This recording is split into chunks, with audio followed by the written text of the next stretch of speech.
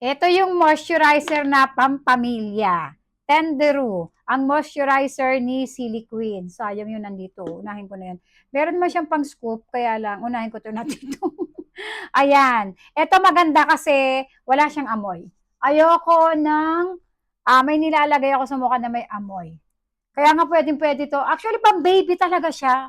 Pambata to. Moisturizer ng mga bata to. Pwede lang sa matanda. Pwede nga to sa buntis eh.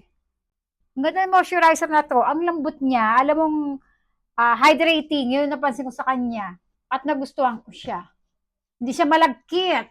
Masarap sa mukha. Walang amoy. Yun ang mga nagustuhan ko. And mandami siyang laman. Malambot siya sa mukha. Yun pa. Hindi rin ako nangate, hindi ako tinigyawat kasi nga pang bata talaga tong moisturizer na to. Tingnan niyo pati yung packaging niyo pang bata. Pwedeng gamitin ng buong pamilya.